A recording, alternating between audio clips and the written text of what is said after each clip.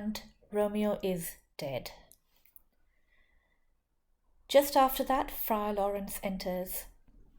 "Saint Francis be my speed! How oft tonight have my old feet stumbled at graves! Who's there?" "Here's one, a friend, and one that knows you well." "Bliss be upon you!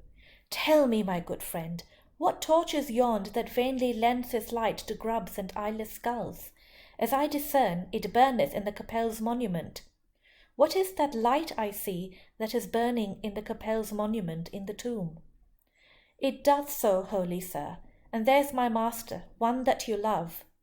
"Who is it?" "Romeo." "How long hath he been there?" "Full half an hour."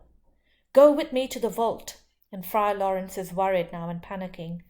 And notice the short, sharp sentences, the monosyllabic replies. Tension is building even in this scene. "I dare not, sir. My master knows not but I am gone hence, and fearfully did menace me with death if I did stay to look upon his intents." "Stay then. I'll go alone. Fear comes upon me. Oh, much I fear some ill, unthrifty thing. As I did sleep under this yew tree here, I dreamt my master and another fought, and that my master slew him." The Friar Lawrence moves towards the tomb and calls out, "Romeo!" "Alack, alack, what blood is this which stains the stony entrance of their sepulchre? What mean these masterless and gory swords to die discoloured by this place of peace? Romeo, oh pale, who else? What, Paris too, and steeped in blood? Ah, what an unkind hour is guilty of this lamentable chance!" The lady stirs, and Juliet awakens. "O comfortable friar, where is my lord? I do remember well where I should be, and there I am. Where is my Romeo?" And Friar Lawrence tells her. "I hear some noise. Lady, come from that nest of death, contagion, and unnatural sleep. A greater power than we can contradict hath thwarted our intents. Come, come away. Thy husband in thy bosom there lies dead, and Paris too. Come, I'll dispose of thee among a sisterhood of holy nuns. Stay not to question, for the watch is coming. Come, go, good Juliet, I dare not stay longer." "Go, get thee hence, for I will not away." And Friar Lawrence, a bit of a coward, runs away. He tells Juliet, "Come quickly with me. I'll take you to a convent where you can hide safely amongst the nuns. Come quickly, ask your questions later." But Juliet refuses to go, and she discovers Romeo. "What's here? A cup closed in my true love's hand? Poison, I see, hath been his timeless end. O churl, drunk all, and left no friendly drop to help me after. I will kiss thy lips. Haply some poison yet doth hang on them to make me die with a restorative. Thy lips are warm." And she kisses him. But the watch has just come in. "Lead, boy, which way?" "Ye noise? Then I'll be brief. O happy dagger, this is thy sheath. There rust, and let me die." And she kills herself with Romeo's dagger. "This is the place, there where the torch doth burn. The ground is bloody. Search about the churchyard. Go, some of you, whoever you find, attach. Go see whoever you find here. There's much blood on the ground," he says. Pitiful sight! Here lies the county slain, and Juliet bleeding, warm and newly dead. Who here hath lain this 2 days buried? Go tell the prince, run to the Capulets, raise up the Montagues, some others search. We see the ground whereon these woes do lie, but the true ground of all these piteous woes we cannot without circumstance descry. Here's Romeo's man. We found him in the churchyard. Hold him in safety till the prince come hither. Here is a friar that trembles, sighs, and weeps. We took this mattock and this spade from him as he was coming from this churchyard side.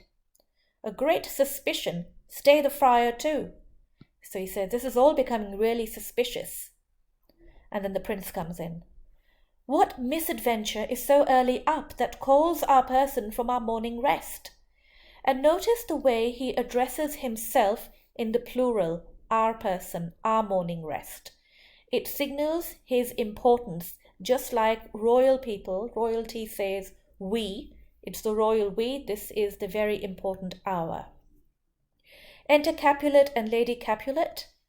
They've been woken up and brought out. What should it be that is so shrieked abroad?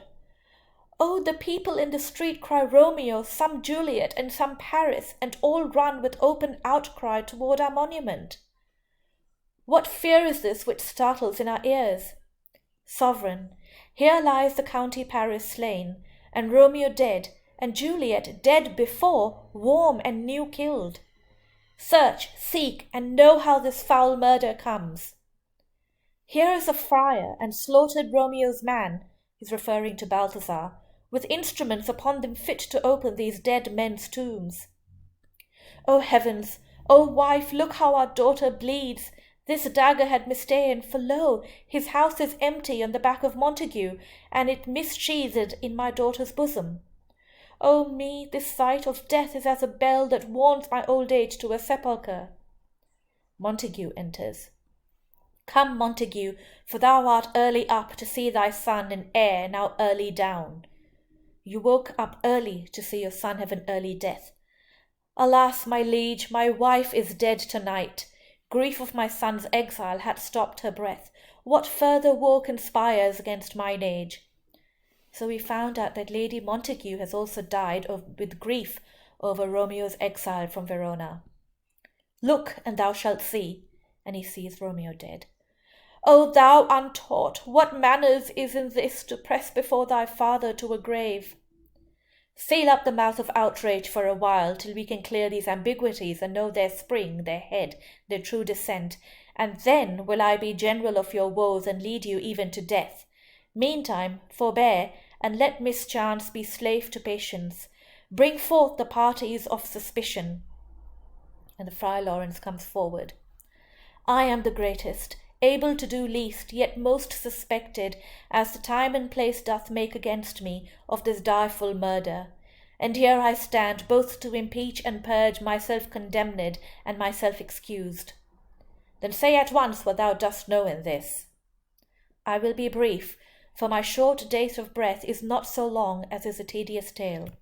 Romeo, there dead, was husband to that Juliet, and she, there dead, that Romeo's faithful wife.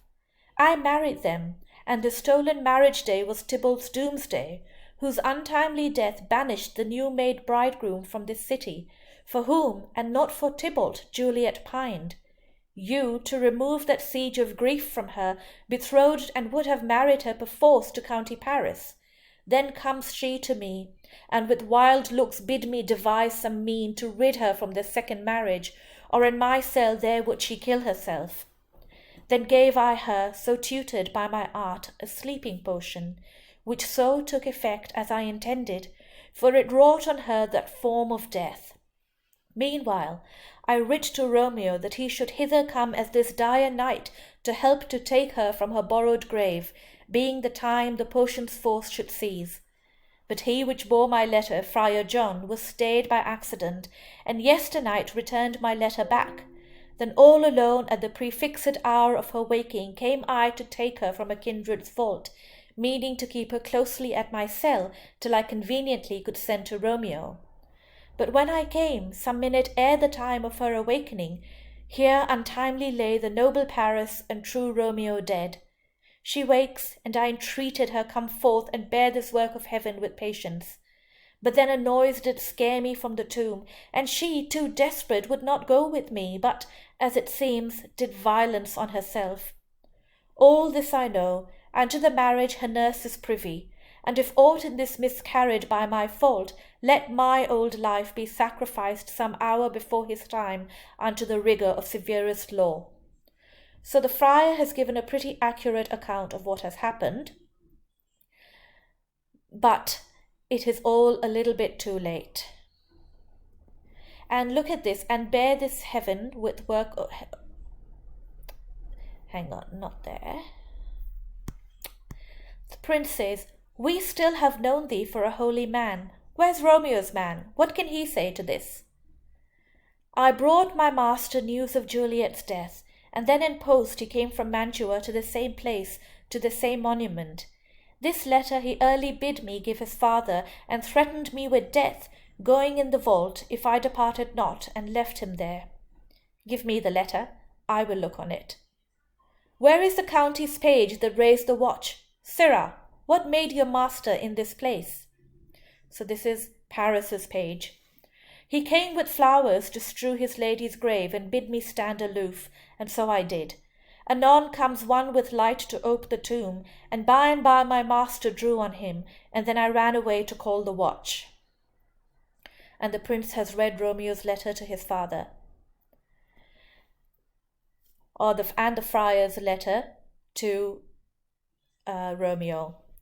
This letter doth make good the friar's words, their course of love, the tidings of her death. And here he writes that he did buy a poison of a poor apothecary, and therewithal came to this vault to die and lie with Juliet. Where be these enemies, Capulet, Montague? See what a scourge is laid upon your hate, that heaven finds means to kill your joys with love, and I, for winking at your discords too, have lost a brace of kinsmen. All are punished. So he's accusing Capulet and Montague for their enmity, for their feud, because that is what has killed Romeo and Juliet and other people such as Paris and Tybalt and Mercutio as well. Look at this, that heavens find means to kill your joys with love. Again, that it is fate that is doing this to you, but at the same time, it's because of the fault of all these people, Capulet, Montague, for having that feud, and himself for allowing that discord to continue. So in these few lines here, we have a perfect tension between fate and free will, the Ptolemaic and the Copernican worldviews. And now the Capulet and Montague get together and they promise to end that feud. And it reminds us of the feuds between the Anglicans and the Catholics in the time just before Queen Elizabeth.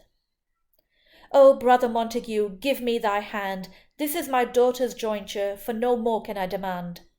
But I can give thee more, for I will ray her statue in pure gold, that whiles Verona by that name is known, there shall be no figure at such rate be set as that of true and faithful Juliet. As rich shall Romeo's by his ladies lie, poor sacrifices of our enmity. And the final lines of the play. A glooming peace this morrow with it brings. The sun for sorrow will not show his head. Go hence to have more talk of these sad things. Some shall be pardoned and some punished. For never was a story of more woe than this of Juliet and her Romeo. And that's the end of the play. Look at this, the sun for sorrow will not show his head. Remember earlier in the balcony scene, Romeo said it is the east and Juliet is the sun, and now the sun and Juliet have died. So congratulations on reaching the end of this play.